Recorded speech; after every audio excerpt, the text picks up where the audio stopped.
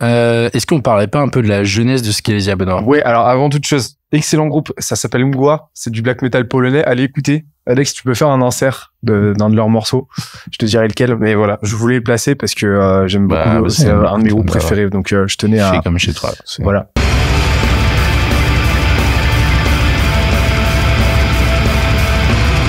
Comment ça va? Bah écoute, qui êtes-vous? Je suis Christian François, aka Dr. Gross pour les intimes, et officieusement COO et associé en fait chez Skelésia. Et associé cofondateur. Associé cofondateur. J'y tiens, ouais, parce que on voulait commencer en parlant de la genèse de Skelésia et c'est très important pour moi qu'on dise que t'es cofondateur. Mais alors, d'ailleurs, c'est quoi l'objectif du jour? Pourquoi on discute là? Eh ben écoute, je pense que c'est de me remettre à plat. On attaque une nouvelle année. Enfin, on va attaquer une nouvelle année. Je pense que ça peut être intéressant de pouvoir un petit peu challenger, de mettre en forme entre guillemets l'année prochaine. La brique élémentaire. Carnet de bord. Donc, mais je pense que ça peut être cool, voilà, de faire une petite rétrospective sur ce qui s'est passé sur les 2 premières années de Skelésia et puis voir comment on peut se projeter sur la 3e. Bah c'est exactement ça, c'est que le truc on a eu tendance à aller très très vite, il s'est passé énormément de choses en 2 ans. Là, on vient de fêter notre 2e anniversaire. Bon, ça fait 2-3 mois que 3 mois que la 3e année de Skelésia a commencé. Il s'est passé un nombre de choses incalculables et donc là l'idée c'est en mode building public de faire un petit point d'étape sur ce qui se passe, où on en est, chiffres à l'appui et puis d'expliquer un petit peu comment on envisage la suite quoi, parce que je pense que ça peut être aussi l'occasion de transmettre pas mal d'enseignements en fait, je pense. Ouais. Je suis d'accord. Et tu voulais qu'on fasse un petit retour sur la jeunesse de Skelésia? Bah tu peux parler de Grosster. Ressortir ne prononce pas ce nom. Grosster pour les intimes. Alors Grosster, en fait Skelésia à la base, très succinctement, ça s'est créé sur les cendres d'une boîte, une micro-agence de growth que j'avais créée avec un pote qui s'appelle Anthony, que je salue d'ailleurs. J'espère que tu vas bien mec. Et ça marchait bien, franchement ça marchait bien. Je sais plus à combien on tournait, mais on avait un CA, on était à 2 et on avait un CA qui variait entre 10 et 25K par mois, les très bons mois. Donc on vivait très bien, c'était top et tout. J'ai commencé à faire du contenu en cours de route, sauf que au bout d'un moment, je me suis retrouvé à l'étroit, à la fois au niveau de ce qu'on faisait, c'est-à-dire qu'on faisait de l'outbound principalement en mode agence. J'ai éprouvé sous toutes ses coutures toutes les limitations du modèle déjà sous-traitance en mode agence donc et de l'outbound quoi. J'ai complètement éprouvé toutes les problématiques et toutes les limitations de ce modèle-là. Et en fait ça m'a saoulé, je me sentais à l'étroit vis-à-vis du branding aussi. Grosster, j'aimais pas trop ce nom-là. Je voyais pas trop, je me projetais plus. Et donc en fait j'ai planché sur un nouveau nom et sur un nouveau positionnement et je me suis dit moi j'aime bien faire j'aime bien le contre-pied. C'est vraiment c'est vraiment un modèle mental, c'est vraiment une pratique qui me tient à cœur, c'est-à-dire quand tu vois que la doxa se positionne d'un côté, toi prends le contre-pied, positionne-toi complètement à l'opposé, ça sera une opportunité en soi. Donc c'est ce que j'ai fait. Et je me suis dit là on rentre dans une mouvance où on a une approche très silotée, segmentée de la croissance, où on va parler que de petites pratiques très spécifiques, etc. Et on va réfléchir de façon un peu modulaire. Je vais faire un peu d'outbound comme ça, je vais faire un peu de paid, je vais faire un peu de ceci, un peu de cela. Donc d'une part, c'était un petit peu la méta à ce moment-là, et que je trouvais complètement insensé à mon sens. Et de l'autre, c'était une approche très délégative de la croissance où tu trouves tes prestataires, des freelances, agences, tu te prends pas la tête et en gros tout ce qui touche de près ou de loin à des notions élémentaires du business, trouver des clients, marketer, distribuer ce que tu veux, et en fait tu veux même pas en entendre parler. Et au final, ça se demandait ce que les entrepreneurs faisaient dans leur boîte. Donc je me suis dit ça n'a aucun sens selon moi et en plus factuellement ça n'apporte pas de résultat parce que les gens face à qui tu discutes, les entrepreneurs n'ont pas éprouvé le truc, ils ne savent pas de quoi tu parles. Donc en fait, ils attendent un résultat héroïste débile parce que en fait, pour eux, ils ont une vision arithmétique du truc où tu payes où tu payes, t'investis 1 euro parce que là c'est pas un investissement vu que c'est pas contrôlé, donc tu dépenses 1 euro, tu t'attends à récolter 10 euros. Ça ne marche pas du tout comme ça. Et en plus de ça, on était positionné en tant que prestataire sur un truc, on avait un rôle qui était archi précaire. Parce qu'en fait, on pouvait que se faire taper dessus. Parce que t'avais aucune légitimité à faire aucune suggestion de quoi que ce soit. T'étais juste là pour générer du résultat, qui n'était même pas maîtrisé par les clients. Enfin, et c'est un truc que j'ai vu qui était constant à tous les clients. C'est-à-dire, enfin, à tous les clients quasiment tous les clients avec lesquels j'ai discuté. Même ceux, c'est-à-dire qu'on générait des super résultats. On faisait partie des meilleurs en France au niveau de la outbound, au niveau des chiffres. On était même approché par d'autres agences qui voulaient qu'on les rejoigne pour développer un pôle outbound chez eux et tout, tu vois. Et pourtant, ça marchait pas parce que les clients, on avait beau leur générer des résultats de ouf, et ils n'arrivaient pas à gérer, tu vois. C'est surtout qu'en fait, ils étaient surtout dépendants de notre activité, quoi. C'est-à-dire que si demain on prenait des vacances, je me souviens bien de cette période-là où là typiquement, certains clients qui pouvaient être réellement dépendants et le moindre jour, le moindre semaine de congé, on se faisait incendier parce qu'en fait on était la moelle épinière du business, quoi, et sans nous il y avait pas d'acquisition, quoi. Exactement. Clairement. Et en plus de ça, on était cantonné à l'acquisition, c'est-à-dire à la génération du lead. Sauf que derrière, le nombre de clients que je voyais qui n'arrivaient pas à convertir les leads, ou voire même ceux qui n'arrivaient même pas à les appeler. J'ai déjà eu des clients pour qui j'avais généré plusieurs dizaines de leads en une semaine, qui n'avaient appelé aucun, qui après me sortaient des excuses débiles, enfin vraiment affreuses, du style genre mais on n'est pas organisé pour et tout, donc personne n'a pensé à les appeler. Mais vous êtes timbrés, vous allez pas bien, vous avez vu combien vous avez payé, quoi, enfin qu'est-ce que vous foutez? Et puis en plus les gens attendent des réponses maintenant, enfin. C'est surtout qu'à l'époque du growth à part entière, enfin en tout cas vu comme en France, c'était full acquisition et clairement ils attendaient des magiciens, quoi. Ils voulaient qu'on aille chercher des leads, ils voulaient qu'on les close, il fallait que ça se fasse tout seul en moins de temps possible, tout automatisé, tester tous les canaux possibles et vraiment aller chercher du gros volume. Enfin, clairement, je me souviens à l'époque, c'était quand même compliqué de leur faire prendre conscience de ça. Et du coup, on peut parler du nouveau modèle, en tout cas celui qu'on est venu challenger sur le nouveau modèle de Scalezia, quoi. En fait là, ça va. Je vais te faire la passe D sur le fait que j'ai justement fait le constat que cette approche-là très silotée de la croissance, très modulaire et tout, comme tu l'as dit, où tu vas chercher des hacks, tu vas chercher tu vas chercher tu vas avoir cette approche très très court-termiste, et en plus de ça, l'outbound, ça va évoluer dans un coin, on s'en occupe pas trop, ça n'a pas grand-chose à voir avec ton produit. En fait, je me suis rendu compte que tout était connecté. Et en fait, je me suis dit, on va apprendre les choses complètement à l'opposé de ce qui se fait habituellement, de ce qui se fait communément, et on va réfléchir de façon intégrale, holistique, en fait. Et on va appréhender la croissance, non pas comme plein de petites briques comme ça qui vont pas trop communiquer, mais comme un tout où toutes les composantes vont se nourrir, comme un écosystème. Et en fait, quand j'ai commencé à appréhender le truc comme ça a tout changé dans ma tête. Et c'est là, en fait, qu'on a commencé à bosser ensemble. C'est vrai que nous on a commencé pour la petite histoire, c'est vrai que moi quand j'étais chez HelloWork, j'avais pris une formation à Growster, je pense que tu t'en souviens, où j'étais venu sur Paris faire la formation, donc c'est là où on s'est rencontrés. Et effectivement, on a travaillé ensemble. Alors moi, au tout début, en tant qu'expert, justement, et qui prenait des clients justement sur cette partie très outbound.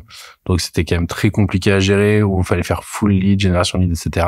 Et là, c'est vrai qu'effectivement, c'est à ce moment-là où on a travaillé ce nouvel accompagnement, quoi, cette nouvelle vision de la croissance holistique, avec ces modèles, avec tous les frameworks, tous les outils qu'on a pu utiliser, quoi. Exactement. Et on va en reparler d'ailleurs, parce qu'aujourd'hui, on en parle assez peu au final. On en parle, mais assez peu, du fait que aujourd'hui, un de nos différenciants, c'est vraiment ce système-là qu'on est en train de développer avec tous les outils qu'on développe. On a une grosse partie R&D qui nous permet de vraiment comprendre intégral de façon holistique ce qui fait une croissance.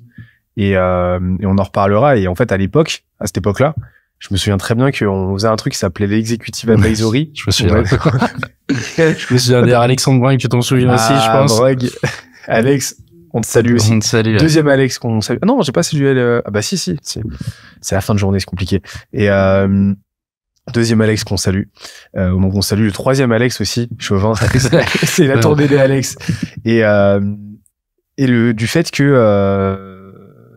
qu'en fait, on a opté pour un modèle qui nous permettait de faire un petit peu transition tampon entre ce modèle-là qu'on fait aujourd'hui, qui est du done with you, à l'époque où c'était de l'accompagnement à l'exécution. Donc en fait, ce qu'on faisait, c'est que il y avait une partie advisory, une partie exécution. Donc, c'était un modèle, ça restait du modèle agence, on va dire, mais avec une surcouche stratégie qui a pas trop porté ses fruits, mais par contre, qui nous a permis de récolter énormément de feedback. Et c'est là qu'on s'est rendu compte que, par contre, sur la partie stratégie, on pouvait générer énormément de résultats sous peu qu'on avait la légitimité stratégique vis-à-vis du client, quoi. Ouais, c'est exactement ça. Et surtout, quand on regarde la plus-value qu'apporte la partie exécution, elle est quand même vachement limitée. En fait, généralement, les missions ne demandent pas une énorme connaissance. En fait, l'appui stratégique est plus important, plus intéressant, en tout cas pour le client, que uniquement la partie opérationnelle, quoi.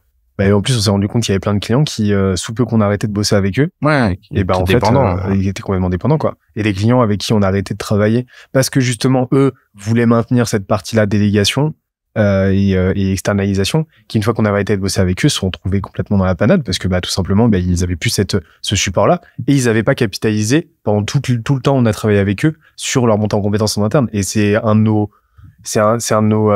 nos mantras chez Skillzia, c'est qu'une boîte est la somme de ses compétences, la moyenne de ses talents. Donc, c'est là qu'on a pris le constat, en fait, que c'était fondamental de faire monter en compétences les clients. On a même été obligé d'arrêter avec certains clients. Ouais, à cause de ça. C'est vrai que ça, c'était assez incroyable. On était obligé de forcer l'arrêt avec certains clients parce que, plus de vraie plus-value à part maintenir les campagnes et en fait là où les clients ils avaient besoin d'un appui stratégique, on n'était plus trop sur cette partie-là, on était uniquement sur des choses assez chronophages et sans réelle plus-value, quoi. Donc, exactement.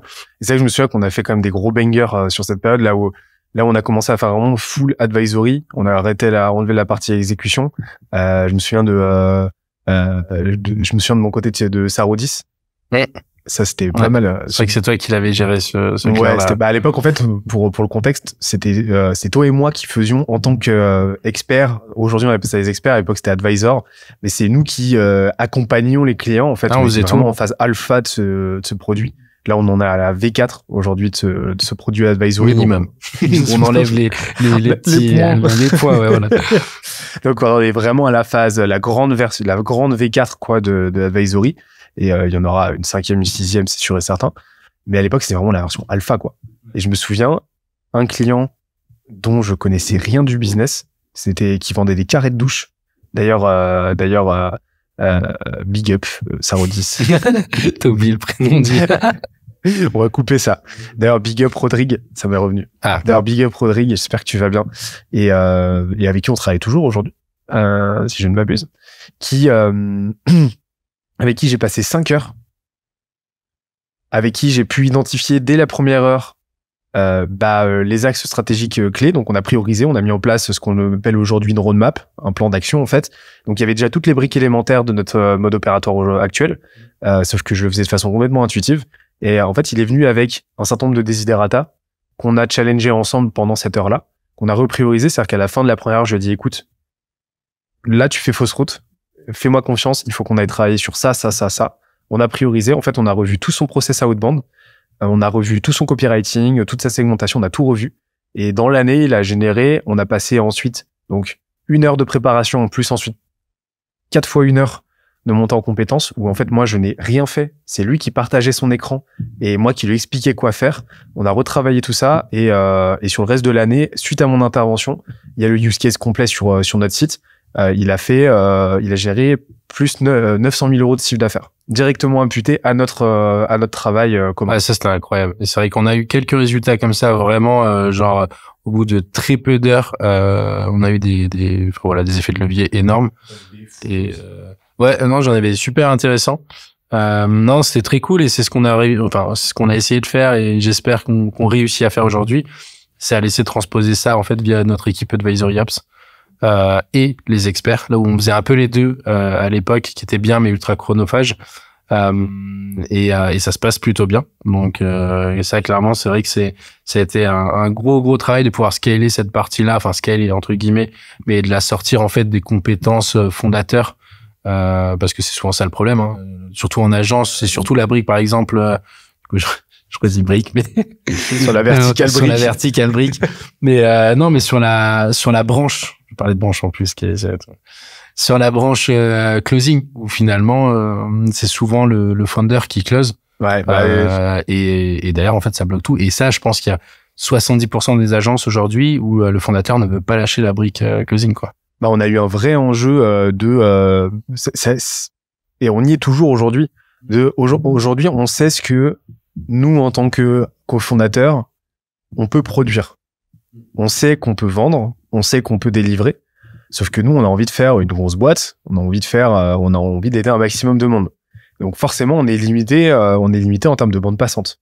Donc on sait aujourd'hui, voilà, Sarodis, ce que tu avais fait avec Digitaleo, etc. On a beaucoup de use cases comme ça qui nous démontrent la valeur étalon de ce que nous, on peut produire. Donc tout l'enjeu aujourd'hui, c'est de réussir à faire aussi bien, et on y arrive, aussi bien, sans que nous, on ait à intervenir, et réussir à scaler le truc, en fait, voire même à faire mieux. Et aujourd'hui, on commence même à réussir à faire mieux. Moi, je trouve qu'on fait mieux aujourd'hui, ouais. Parce que c'est vrai qu'on était efficace, mais aujourd'hui, on a plus de 80 experts. On pourra jamais être aussi efficace, même si je pense qu'on est plutôt bon dans ce qu'on fait, mais on sera jamais plus efficace que notre squad d'experts aujourd'hui. Et couplé en plus à l'Advisory Ops, je pense que oui, on a un produit fini qui est beaucoup mieux établi, qui est beaucoup plus détaillé et spécifique que ce qu'on avait avant, quoi. Bah alors aujourd'hui, justement, parce que t'es cofondateur, t'es CEO, comme tu l'as dit. Donc ton rôle, c'est de gérer toute la partie opérationnelle. Pour expliquer un petit peu notre duo, comment ça fonctionne, moi, je vais être celui qui part dans tous les sens. Ouais, tu grossis les traits, mais voilà, je vais être celui qui part dans tous les sens, je m'occupe de la partie R&D, je m'occupe de la partie contenu, je m'occupe de la partie vision et on va dire stratégie. Et toi, par contre, tu vas apporter tout le corps opérationnel et tout le corps vraiment pragmatique à ce que je vais te délivrer. Donc, je vais te délivrer des trucs qui sortent du four, tout fumant, etc.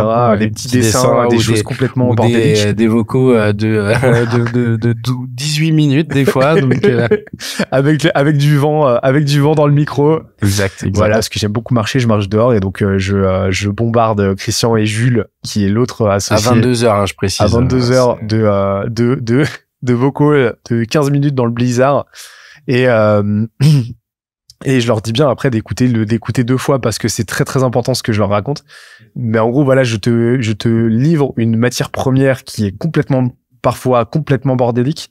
Et toi, en fait, tu fais le tri et tu fais le tri entre le bon grain et l'ivraie. Et après, bah, tu l'opérationnalises, en fait.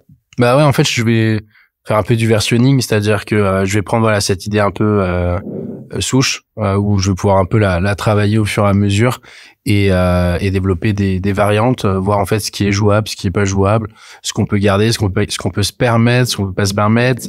Une fois que ça c'est travaillé de mon côté, j'essaie de l'opérationnaliser avec des équipes et là recrutement, le côté un petit peu où tu viens staffer et c'est ce qui permet à la boîte de grossir. Donc c'est un bon duo, je trouve. Parce qu'effectivement les idées tu peux pas avoir tout, donc je trouve que c'est un bon duo pour pouvoir vraiment développer la boîte comme on souhaite la développer, quoi. Mais alors justement, parce que là tu sais que j'ai fait le point, j'ai halluciné avec l'année dernière, il y a un an on était 3 fois moins qu'aujourd'hui. Ouais, c'est ouf, l'équipe elle a triplé littéralement en un an et c'est pas fini, hein. Donc là aujourd'hui on est une vingtaine, on a 80 experts, comme tu l'as dit, donc on en passe de devenir le plus gros collectif de France, hein, clairement. Bah en tout cas sur la partie croissance, ouais, clairement, c'est sûr. Mais justement, t'as fait un travail qui est colossal en termes de structuration. Comment aujourd'hui tu décrirais l'organigramme de Scalesia? Je dirais qu'il y a plusieurs pôles. J'ai l'impression d'auditer. Tu sais, j'ai l'impression vraiment que c'est pas ma boîte. Tu vois, comment tu fais chez Scalesia pour développer pitch-nous Scalesia. Non, mais écoute, il y a plusieurs pôles. Il va y avoir le pôle content. Que toi tu viens chapeauter, que tu viens mentorer un peu aujourd'hui, donc avec une partie traffic management, une partie purement contenu sur les réseaux sociaux et surtout les contenus médias, donc toute la partie podcast, newsletter, toute cette partie là. On va avoir la partie sales, donc qui est challengée par Jules aujourd'hui, qui mène entre guillemets l'équipe. Je trouve qu'il le fait super bien. Ça a été aussi professionnellement, il est incroyable. Ouais, humainement par contre, on a encore des doutes quand même. Ouais. Mais bon, on se laisse encore 2023 pour voir s'il reste. La moustache sauve les meubles. Ouais, mais que la moustache, quoi. Mais bon, après on peut pas tout avoir. Mais en tout cas, non, il gère plutôt bien l'équipe. On a un gros dynamisme sur l'équipe. des fous furieux. Clairement, c'est toujours le zbeul. Quand on arrive en call sales, généralement, ça part dans tous les sens. Il y a des gens torse nu, ça fume le cigare. Non, bien sûr, je rigole. mais en gros, non, il y a vraiment une bonne entente et un bon esprit d'équipe aussi. Ça, c'est cool parce que sur la partie sales, c'est toujours un peu compliqué. Va y avoir la partie AO, moi que je chapeaute un petit peu aujourd'hui. Advisory Ops, exactement. Donc vous allez voir sur les termes, on a l'Advisory Ops qui lui va, en fait, on a créé un métier. On a créé même deux si on le complète avec le business stratégiste. Mais l'Advisory Ops va lui avoir une casquette chef de projet, suivi de projet, mais aussi de stratège, donc toute la partie stratégique. Donc c'est lui qui va construire le planner stratégique, c'est encore un outil que nous on a en magasin, la roadmap priorisée avec le client, donc vraiment avoir cet esprit stratégique, la création de la squad d'experts aussi, donc c'est eux qui vont venir matcher la bonne équipe, l'équipe parfaite, et le business stratégiste, c'est-à-dire l'équipe sales, qui eux ont une vision business, forcément la partie sales hyper important, mais une partie stratégique parce que on vend pas des bonbons, donc c'est hyper important pour nous de maîtriser totalement le sujet, quoi. Ça, c'est les gros pôles. Et puis après, on va avoir la partie admin, la partie people aussi aujourd'hui, où je suis plutôt content. Ça, c'était vraiment le plus gros challenge que j'ai pu avoir. D'ailleurs, j'ai beaucoup cette question, à quel moment on prend head of people, à quel moment on stoppe la partie, que les fondeurs arrêtent eux-mêmes de recruter. Moi, je trouve que c'était le bon moment parce que mine de rien, même si on est 20, on a quand même 80 experts à gérer, à challenger derrière. Donc, c'est énormément de boulot et on peut pas tout faire. On a l'impondérable qui est le temps, comme tu l'as dit. Donc ça, c'est une grosse partie. Maintenant, il y a Louise qui nous a rejoint. Il va y avoir Charlotte aussi en tant que community builder qui va venir challenger aussi l'équipe d'experts. Et toute la partie admin qui font un travail genre extraordinaire sur la partie facturation, relance et toute la partie administrative qui est ultra importante et qu'on sous-estime aussi. C'est-à-dire qu'en fait, justement parce que on a cette chance-là de passer notre journée à étudier les dynamiques de croissance et tout, on s'est rendu compte d'un cercle, d'une structuration en cycle des dynamiques de croissance justement, et ce qu'on appelle chez Scaesia le scale mess depth. On pourra faire un petit insert où en fait, la croissance elle est jamais linéaire. C'est toujours une phase de scale qui va être agressive, plus ou moins agressive, et en fait, le degré d'intensité et d'agressivité de cette phase-là va déterminer le degré d'intensité de la suivante, qui est le MES, qui est en gros, nécessairement, c'est une constante même biologique en fait, parce que tu vas retrouver ça de façon très fractale chez un individu, enfin chez un être vivant, dans une civilisation, à l'échelle d'un pays, à l'échelle de ce que tu veux. En fait, ce MES va être le dérivé de tous les désalignements que tu vas causer pendant sa phase de croissance. En fait, t'es focus sur maintenir cette croissance, maintenir ces courbes-là, cette vélocité-là, qui va faire que tu vas générer de la dette humaine, de la dette technique, de la dette de culture, de la dette humaine, financière, pardon, j'ai déjà dit humaine, ce qui va faire que ta croissance, de façon naturelle et évidente, va ralentir. Parce qu'en fait, la dette fait que elle se cristallise et ta structure actuelle ne suffit plus à subvenir aux besoins structurels de ta croissance. Donc au bout d'un moment, ça ralentit, voire ça stagne, voire ça régresse. En fait, le seul moyen, c'est de te poser, de te dire, ok, on passe en mode dette, donc troisième phase, qui est, on va mettre un stop le plus possible. Le focus, c'est plus la croissance là, c'est payer cette dette-là, résoudre nos problèmes structurels, résoudre nos problèmes de process, staffer comme il faut, etc., se réorganiser de sorte à pouvoir relancer la croissance qui va repartir de façon mécanique, en fait. Et sauf que nous, vu qu'on voit un petit peu les ordres de grandeur, typiquement, là où la plupart des agences, on n'est pas une agence, mais la plupart des boîtes de services vont se concentrer sur, vont attendre le 40, 50e, voire 60e salarié avant de recruter un poste admin ou people. Nous, en fait, on s'est dit, on veut faire ça le plus tôt possible parce qu'on ne veut surtout pas subir le marasme qui va être causé par le fait de procrastiner cette partie-là. Et nous, on veut se concentrer sur ce sur quoi nous, on apporte le maximum de valeur en tant que cofondateur. Et on s'est rendu compte vite que c'était pas cette partie-là, recrutement, management et structuration, opérationnalisation, en fait, de nos éléments culturels, quoi. C'est ça. Et puis, il y a vraiment cette partie où, comme tu l'as dit, souvent les gens, ils vont attendre 40, 50, employés. Sauf que nous, la partie people, elle est hyper importante. Je pense qu'on peut faire un petit zoom sur ce modèle bande de potes qu'on essaie de créer, mais ce côté humain, nous on le recherche. Je pense on n'a pas envie de faire une impasse là-dessus. C'est crucial pour nous. C'est un challenge qu'on se donne aussi. Là où au tout début on était tous freelance et que on s'est regroupés pour essayer de construire quelque chose d'un peu plus grand, mais sans en fait faire un pas sur cette partie très humaine, très flexible en fait de ce qu'on avait pu avoir. On est totalement télétravail. Ouais, en full remote. Et puis pareil, chacun gère ses vacances. Enfin, il y a ce côté très alignement vie perso, vie pro qui est palpable en tout cas chez Skelesia. Et ça, n'importe quel collaborateur pourront le dire. Donc ouais, je pense que ça c'est un gros objectif. On a 2 gros objectifs. C'est que tous les clients s'arrachent, en tout cas que les entrepreneurs, les boîtes en fait ambitieuses s'arrachent nos accompagnements parce que ils ont fait leurs preuves et que on ait créé un FOMO suffisamment fort aussi pour qu'ils disent mince, il faut pas que je laisse passer ma chance ou que je perde ma place. Donc ça c'est le premier challenge, et deuxième c'est vraiment de créer une boîte où on crée presque une pépinière de talents où le seul moyen de quitter Skelesia en fait c'est d'entreprendre, parce que en fait l'ordre de grandeur elle aura changé parce qu'on aura amené au quotidien chez Skelesia quoi. Nous on a je te rejoins complètement normal. Mais c'est le modèle bande de potes en fait, il est fondamental pour nous. Et en fait, il est couplé d'un modèle aussi équipe de sport, parce qu'il y a cette dimension vraiment très solidarité chez nous, mais aussi cette dimension performance quoi. Et où on est là pour se soutenir, on est là pour se tirer le meilleur de nous-mêmes et le meilleur des autres aussi. Et donc ça passe vraiment par de la solidarité, du soutien et une logique de progression constante qui fait qu'à la fin, effectivement, on veut vivre dans un environnement de travail, évoluer dans un environnement de travail à la fois tellement sain et en même temps tellement challengeant que au final, comme tu l'as dit, la seule porte de sortie naturelle, c'est de se partir au vu du bagage qu'on t'a transmis parce qu'on t'a fait progresser de ouf.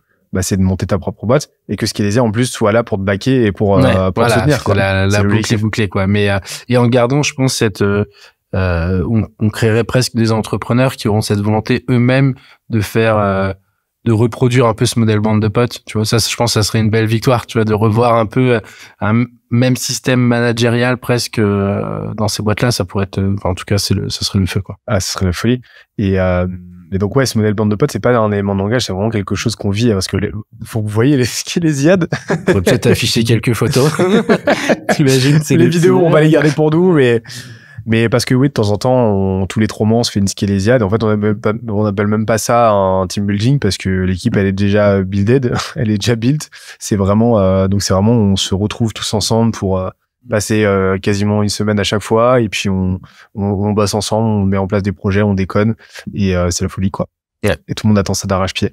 Et aujourd'hui, je voudrais revenir sur la partie AO, Advisory Hubs, parce que on a vraiment créé un métier à part entière, qui est très connexe à notre système aujourd'hui, notre méthodologie à l'origine qu'on fait évoluer en système.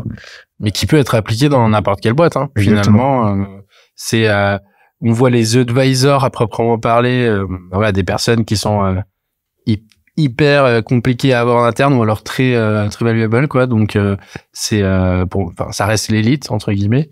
Et c'est vrai que l'Advisory Hubs va venir vraiment driver toute une équipe autour d'un objectif de croissance et cette création d'un système de croissance qui est palpable. Au-delà de parler d'un growth à proprement parler, l'advisor, lui, va vraiment pouvoir venir, l'Advisory Hubs va vraiment pouvoir venir choper un maximum d'infos et structurer l'ensemble, quoi. Et pour moi, je vois vraiment le growth et l'Advisory Hubs main dans la main pour avancer, mais pour moi, c'est vraiment un métier à part entière et c'est hyper important. Le voir un peu plus qu'un chef de projet, en tout cas. Mais exactement. Complètement. Enfin, franchement, la partie opérationnelle est une feature assez importante, mais assez secondaire pour moi par rapport à toute la valeur de l'Advisory Hubs. Carrément. De toute façon, là, nous, pour expliquer un petit peu comment on le challenge, aujourd'hui, on essaie de répartir le temps des Advisory Hubs à hauteur de 70-30, c'est-à-dire 70% avec les clients, 30% en montée en compétences, où ils viennent vraiment faire ce zoom sur sur les méthodos, les frameworks qu'on va travailler, sur les cours, l'Advisory School, sur tous les modules que toi tu déploies. Voilà, ça c'est hyper important pour leur donner vraiment cette progressivité au fur et à mesure de l'accompagnement et enfin des accompagnements clients, mais aussi leur permettre d'apprendre plein de choses. Et je pense que on cherche vraiment des profils qui ont soif d'apprendre, et je trouve qu'ils nous le rendent bien parce que ils surkiffent quoi. Enfin clairement, le Advisory School c'est devenu la passe classique, le moment on va dire un peu marquant de la semaine pour eux. Donc c'est plutôt cool en tout cas. Trop, bah ça c'est vraiment là c'est un truc qu'on a lancé il y a pas longtemps, qu'on faisait de façon un peu informelle au passage, enfin auparavant, mais en fait c'est vraiment toutes les semaines on partage un module, un gros cours vidéo écrit sur une thématique fondamentale de la croissance. Donc on a fait le go-to-market, on a fait le product market fit, le time to value aussi, etc.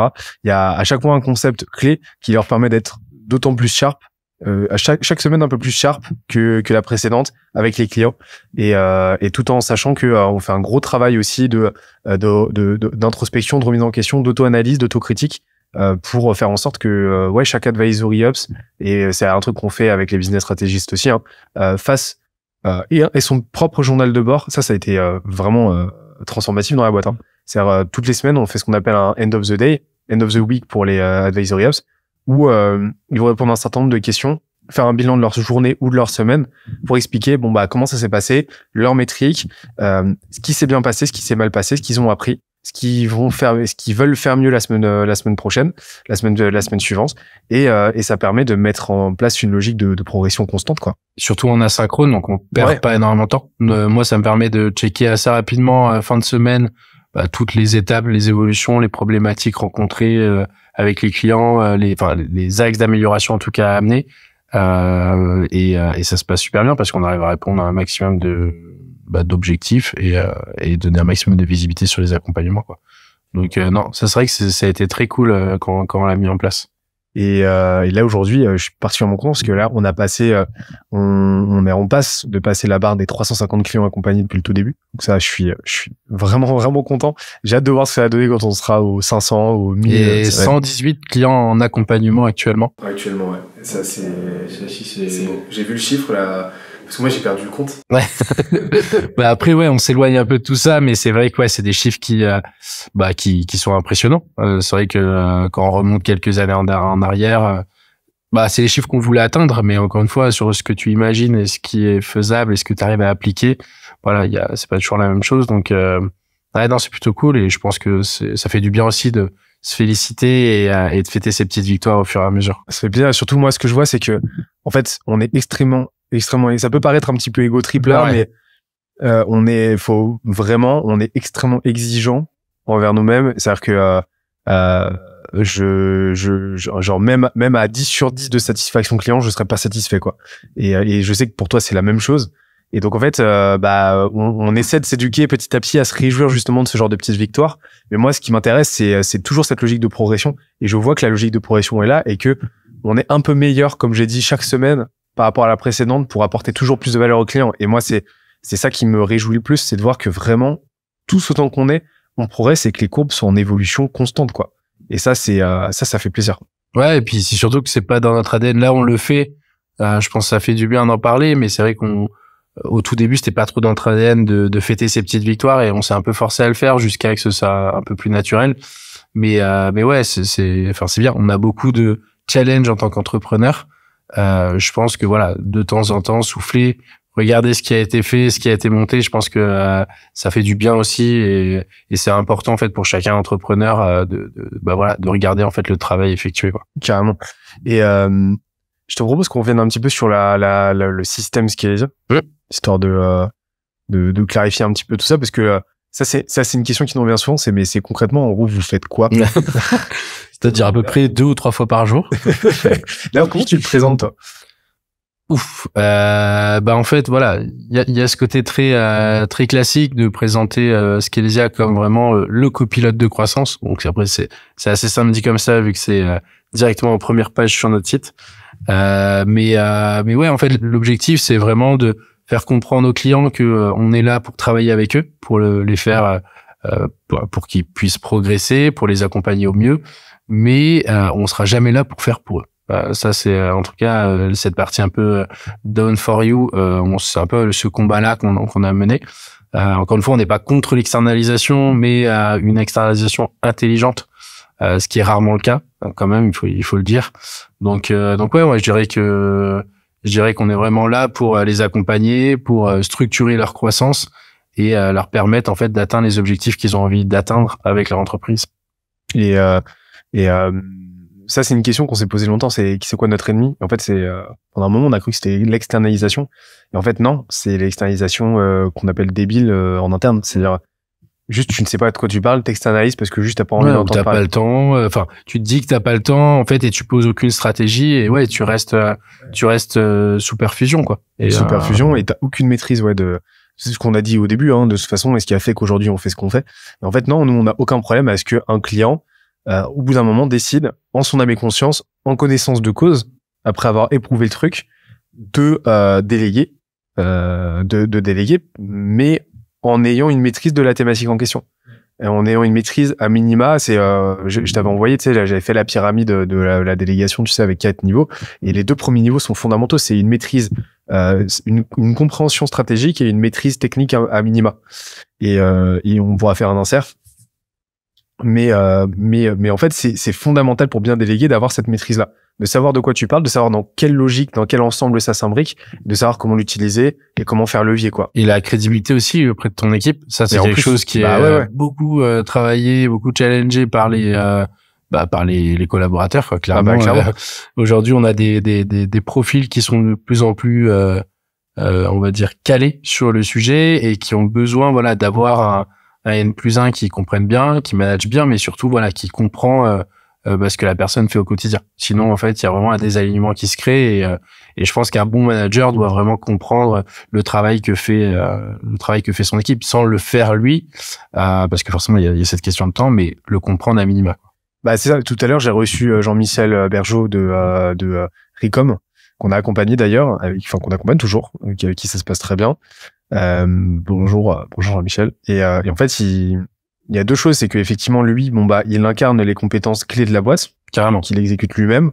Donc il y a vraiment ce leadership, cette légitimité par rapport à ça. Et deuxièmement, en fait, lui par exemple, dans sa boîte, il délègue complètement, il sous-traite la partie, justement pour moi, c'est pas de la sous-traitance, c'est de la délégation. Il délègue à un prestataire externe leur SEO et leur SIA. Et en fait, quand tu discutes avec lui, tu comprends que même s'ils mettent pas les mains dans le cambouis, même si c'est pas eux qui font, en fait, il a une compréhension stratégique totale de ce qui est fait. C'est-à-dire qu'il a pas une compréhension granulaire dans le détail de ce qui est mis en place, etc. Dans l'absolu, ça l'intéresse pas. En tant que CEO, de toute façon, ce niveau-là de complexité et de spécificité, on s'en fout. Par contre, il a une compréhension globale, macro de, OK, voilà déjà comment ça fonctionne. Voilà les grands tenants et aboutissants qui vont faire que ça marche ou pas. Et voilà dans quel ensemble stratégique, marketing, entrepreneurial, global ça s'imbrique. Et donc en fait, il a une parfaite maîtrise et il est en mesure de parler avec ses prestataires, qui fait qu'en gros, on peut pas l'enfler, quoi. Il sait quels sont les critères de réussite, il sait demain comment il doit faire évoluer le truc, etc. Et ça change tout. Et ça fait que ça se passe bien avec ses prestataires, tout simplement. Ouais, non, carrément. Et en fait. Je parlais justement de Jean-Michel, mais ça, c'est un truc que j'ai réalisé cette année. Il y a beaucoup d'enseignements que j'ai eu cette année, mais notamment le fait que finalement l'entrepreneuriat, jusqu'à un certain stade, c'est vraiment on en revient systématiquement à des compétences business très très très élémentaires, quoi. C'est-à-dire vraiment, pour moi, et ça je suis prêt à le scander, quoi. N'importe quel entrepreneur, de n'importe quel milieu, de n'importe quel QI, n'importe quel QE, ce que tu veux, est capable, avec les bonnes compétences, d'aller chercher 10 000 euros de chiffre d'affaires mensuel, tout seul. J'en suis convaincu. Mais à condition d'avoir les compétences business élémentaires. Mais pour moi, et comment j'ai réalisé ça? En fait, j'ai déjà avec les entrepreneurs avec lesquels on a discuté, qu'on a accompagné, ça se compte en centaines maintenant. Et cette année, j'ai discuté avec plusieurs dizaines d'entrepreneurs dans le podcast, et je me suis rendu compte que à un moment, j'ai pris du recul, je me suis dit, mais tous ces entrepreneurs-là, qui ont tous dépassé allègrement le million, sans aucun problème, je me suis dit, mais eux, demain, tu leur enlèves tous autant qu'ils sont, leur boîte, tu leur enlèves tout, tu leur enlèves leur réseau, tu leur laisses que leurs compétences. Même tu leur enlèves leur réseau. Mais je dis pas qu'en un an, ils vont retrouver ce qu'ils avaient avant, qu'ils vont refaire une boîte à 1 million en un an. Mais je suis persuadé en 2 mois maximum, ils ont une boîte à minimum 10, 15, 20 cas mensuels. J'en suis persuadé. Pourquoi? Parce qu'ils ont les compétences élémentaires. Ils savent prospecter, ils savent vendre, ils savent designer une offre. Et en fait, ils savent émuler ce diptyque-là qui est attirer une audience. Donc là, qui est vendre, en fait, et régaler.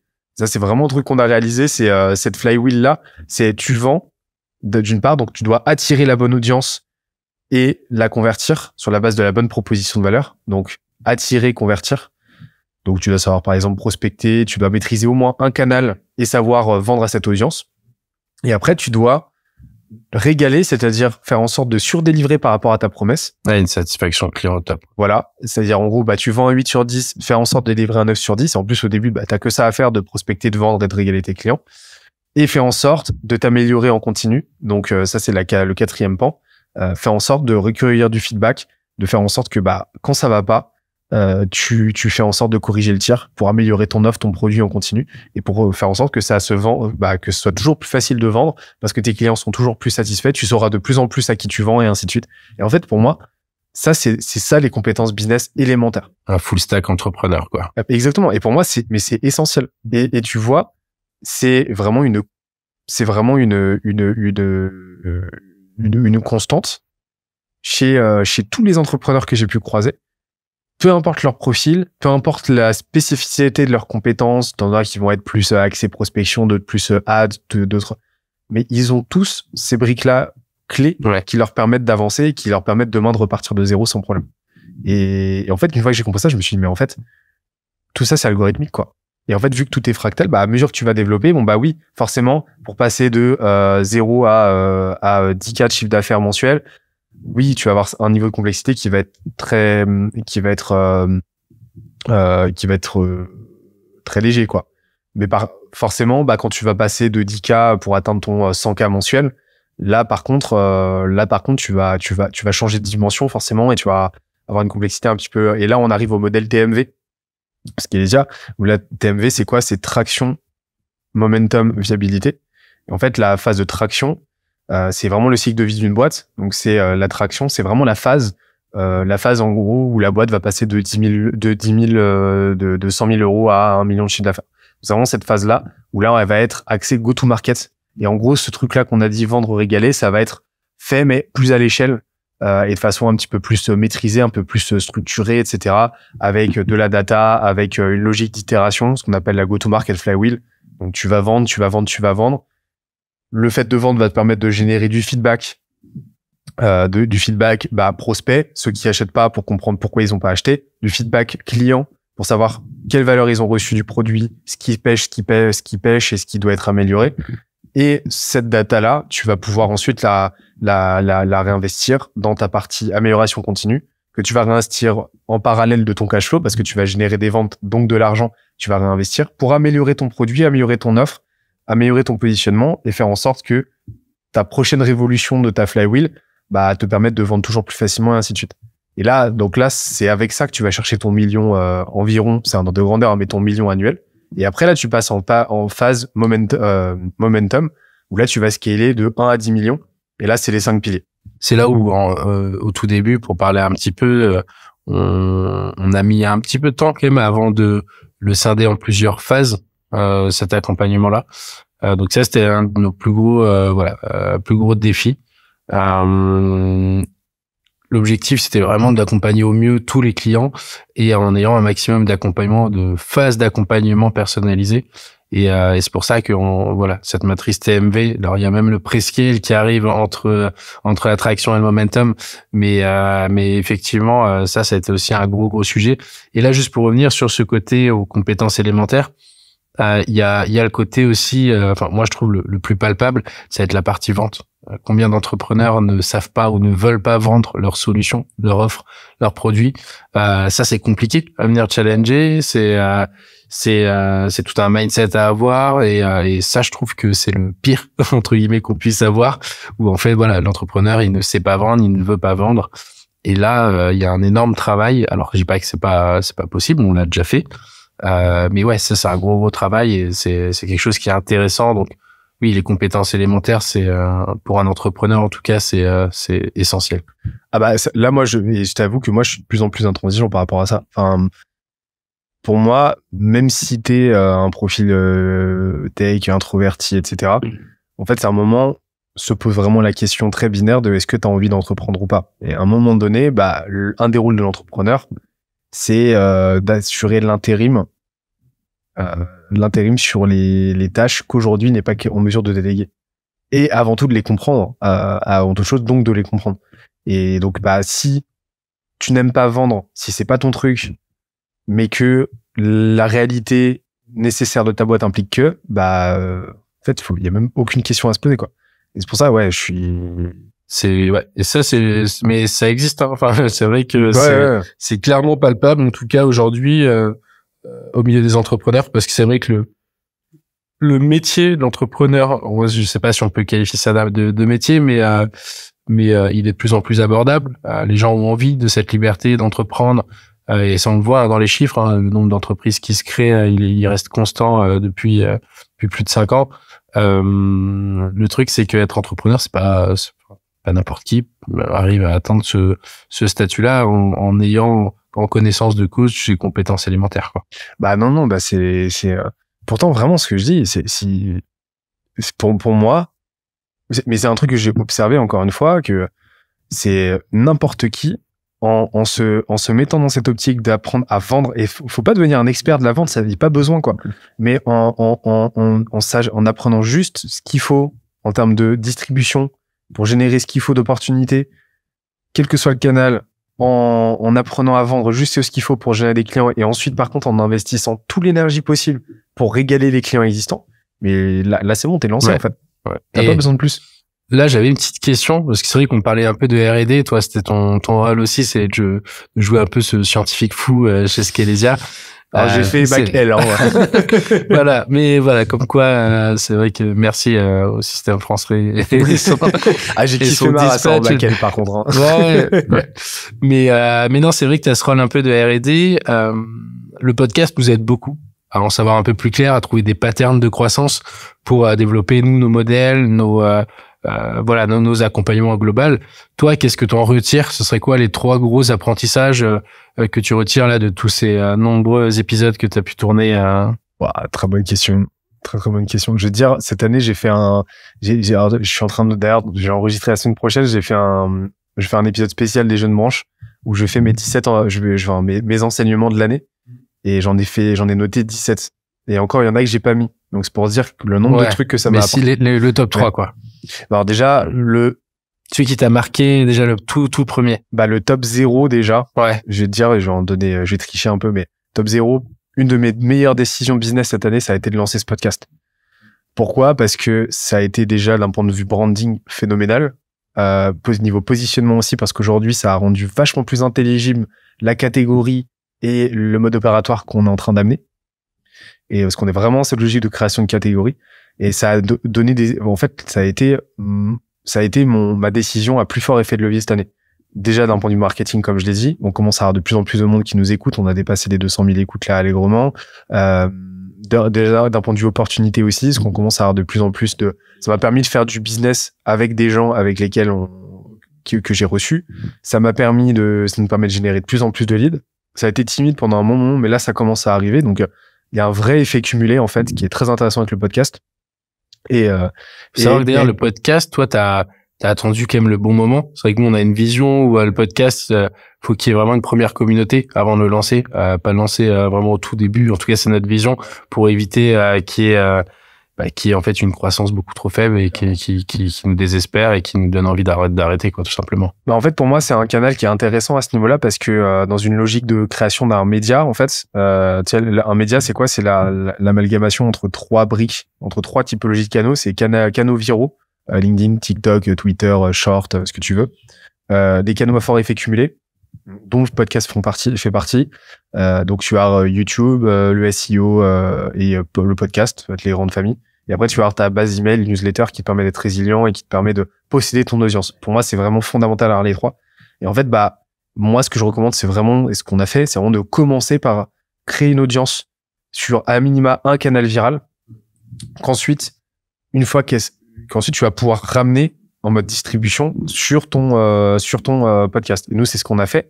Et ce qui fait que toutes les semaines, on pousse l'épisode principal de la semaine, parce qu'on en a plusieurs qui sortent chaque semaine. Et ça nous a permis de très rapidement nous positionner sur les plateformes, d'être poussé par les algos et de générer beaucoup d'écoutes, quoi. Et alors qu'au début, ouais, si on s'était lancé comme ça et que personne nous avait connu, la découvrabilité du podcast, elle est très très compliquée à aller chercher en organique. Et donc ouais, la distribution pour moi, elle est essentielle pour un podcast. Quand t'as ce momentum, faut le garder, ouais, quoi. Exactement. Et donc ouais, et en fait là, le podcast, ça a été un énorme effet de levier pour moi parce que bah déjà d'un point de vue contenu média, comme je te l'ai dit, marketing, ça a été fou, mais aussi parce que ça a été une vraie, enfin, c'est un des moments de la semaine où la partie R&D avance le plus, l'air de rien.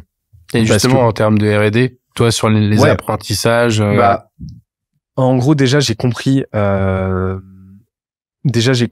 que tout est fractal. Donc tout est fractal pour moi à l'échelle de l'univers, tu vois, à l'échelle cosmique, tout est fractal, c'est-à-dire que ce que tu vas observer à sa petite échelle, tu vas l'observer à l'échelle micro, tu vas infinitésimale, tu vas l'observer à l'échelle de l'infiniment grand. Et dans les dynamiques, hein, pas dans la physiologie observable du truc. Et donc en fait, bah c'est là que tu vois, tout à l'heure le premier apprentissage que je vais te partager, c'est celui dont j'ai déjà parlé tout à l'heure. C'est le fait que au bout d'un moment, l'entrepreneuriat, t'as une partie qui, comme tout, parce que bah on est dans un environnement extrêmement chaotique, t'as une grosse partie de ton succès qui va être imputée au chaos, donc à ta chance, à ta malchance, aux rencontres que tu vas faire, à ton capital de départ. Socio-économique, culturel, tout ce que tu veux. Ça, c'est une certitude. Ouais, ça, je vois. Par contre, tu vas être en mesure de faire des choses et d'atteindre un certain minimum symbolique, quoi qu'il arrive, quel que soit ton, sauf exception. Enfin, je parle encore une fois dans un contexte, dans le contexte d'une économie prospère avec un minimum d'opportunités dans laquelle on vit. Hein. Il y aura toujours des exceptions. Là, je suis pas en train de parler de façon universelle, clairement pas. Mais en France et dans une société similaire à la France, bah, en ayant un minimum de compétences business élémentaires, tu peux faire quelque chose quoi qu'il arrive et tu peux atteindre un résultat vachement intéressant. Et pour moi, en France, ouais, n'importe qui, avec suffisamment de maîtrise sur les sujets dont on a vu parler tout à l'heure, vendre, régaler, peut aller chercher son 10, 15 cas mensuel. J'en suis persuadé. Donc, et ça, je l'ai observé en discutant. Deuxième chose, j'ai un truc qui m'a marqué chez tous les entrepreneurs avec lesquels j'ai discuté, c'est ils ont tous, et là donc ces entrepreneurs avec qui j'ai discuté, donc nécessairement que leur boîte marche, tous sont extrêmement humains.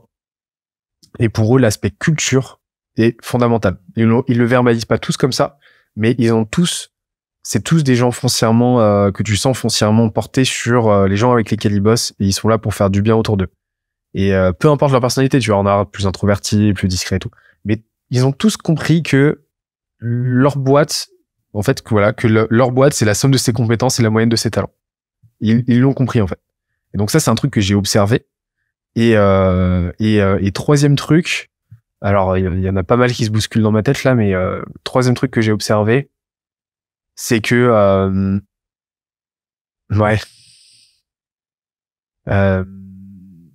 j'ai le côté satisfaction client qui me vient, c'est-à-dire vraiment mais t'en as pour qui l'air de rien c'était un peu moins prégnant, mais le fait que c'est des mecs c'est des entrepreneurs qui ont pas peur de se réinventer. Ouais. Qui ont pas peur de se réinventer et qui ont pas peur de tout revoir de zéro. Un des plus spectaculaires que j'ai vu, c'est Raphaël Laverne de Totem, qui du jour au lendemain a perdu 95% de son CA au premier confinement, qui a dû complètement se réinventer, ou qu'aujourd'hui a une boîte qui pèse 2 fois plus qu'à l'époque. Tellement le pivot extrêmement violent, agressif qu'il a dû subir, qu'il a dû faire, lui a été bénéfique, quoi. Et donc ça, c'est un truc que j'ai observé. Et par contre, ça, c'est ma grosse frustration cette année. Et on l'a déjà rappelé, on me l'a déjà signifié, c'est le fait que j'ai énormément de mal à recevoir des entrepreneurs avec un E, des entrepreneurs femmes. Et ça me frustre beaucoup J'ai essayé d'en contacter pas mal et j'ai du mal à recevoir même des réponses. Je me l'explique pas. J'en ai reçu quelques-unes avec qui, franchement, les épisodes étaient top, quoi. Mais on a eu des retours un peu étranges à ce niveau-là où on a posé des questions, d'ailleurs, je crois, directement sur LinkedIn. Savoir, ok, selon vous, est-ce qu'on a une mauvaise approche? Justement, c'était vraiment un peu compliqué à gérer. Mais il y en a même qui nous ont demandé peut-être qu'ils veulent être hostés par une femme directement, mais du coup quel intérêt de passer sur les jeunes branches? En tout cas, on a personne d'autre que toi aujourd'hui pour challenger le podcast, et c'est pas du tout l'idée. Donc ouais, ça serait que c'était quelque chose d'assez compliqué. Bah pour nous, enfin moi ça me frustre parce que je vois énormément d'entrepreneurs d'entrepreneurs femmes, donc parce qu'en fait pour moi il y a pas de distinction, qui ont des parcours et qui ont énormément d'apprentissage à nous transmettre et qui font du très très sale, quoi. Et ça me frustre, en fait. Moi j'ai envie d'en discuter avec elles, de me nourrir de leur expérience, et j'ai envie d'en faire profiter notre audience, quoi, notre commu. Donc ça me frustre, tu vois. Non, c'est vrai que c'est... Et puis en plus, ouais, l'explication... Si d'ailleurs vous avez l'explication, on est preneur, hein. Parce que c'est vrai que peut-être que il y a quelque chose qui est mal fait ou qui n'est pas fait. Voilà, de toute façon, on est prêt à se challenger, mais voilà.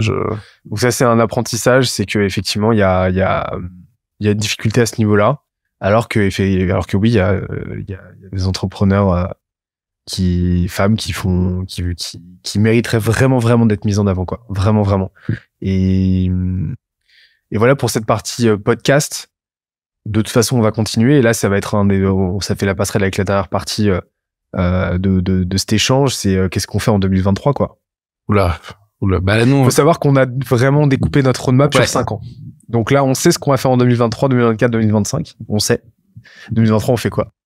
2023. Déjà 2022, c'était vraiment cette idée de structure. Là, l'objectif, c'était vraiment de valider certaines choses, valider une satisfaction client, valider des programmes d'accompagnement, enfin en tout cas des phases sur notre programme advisory.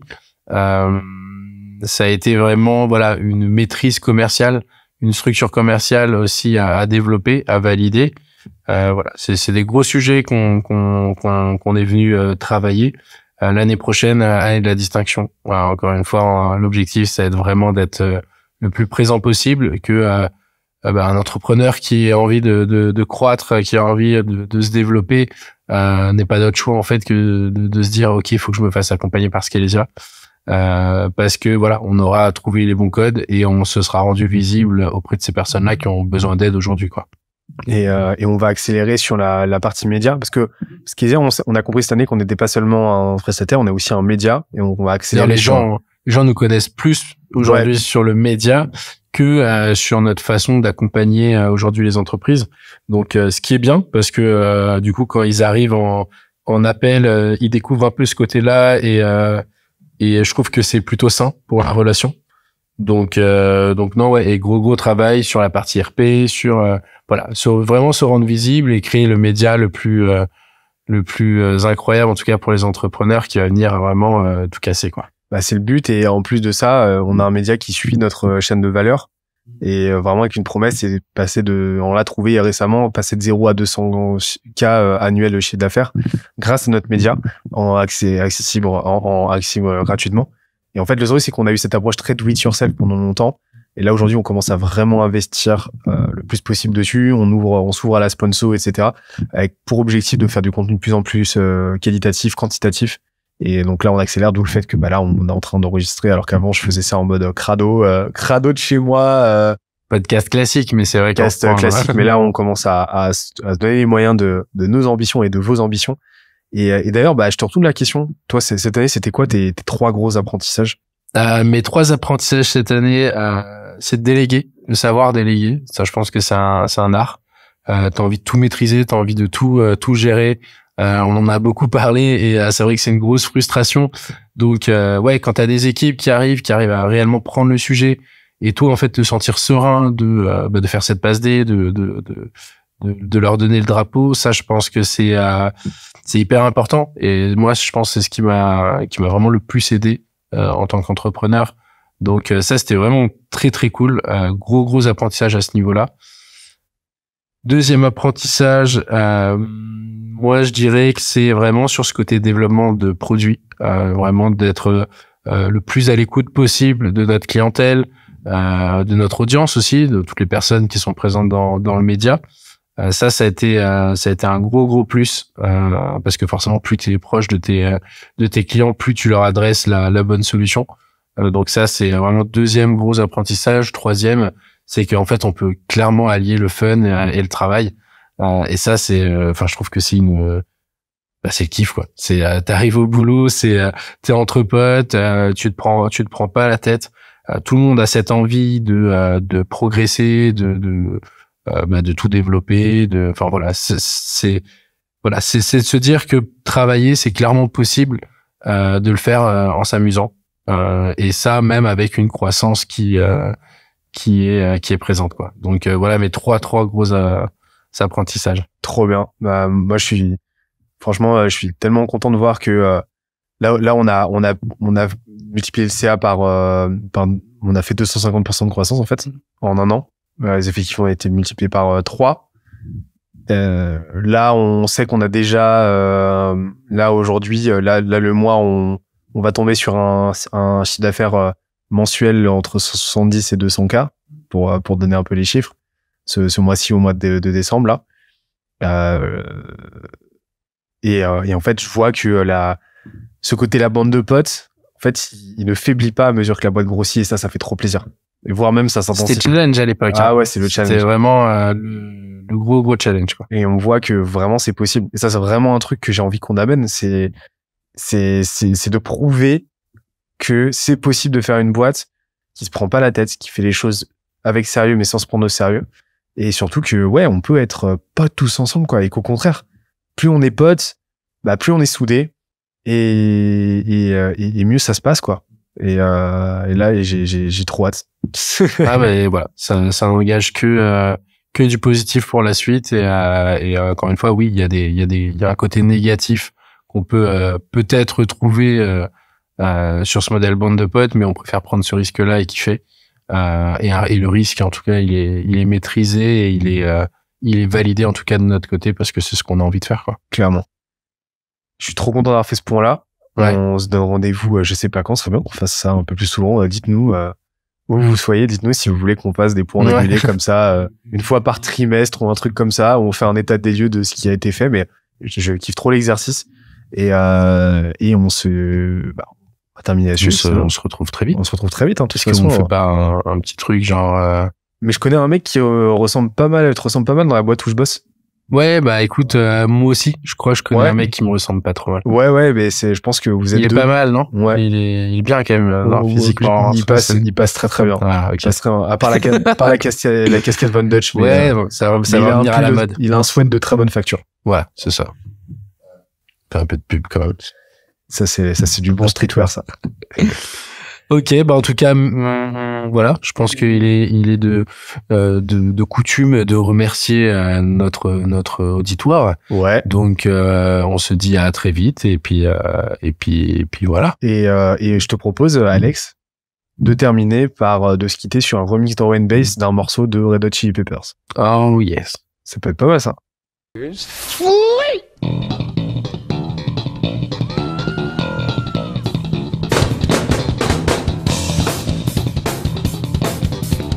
Ciao tout le monde. Ciao.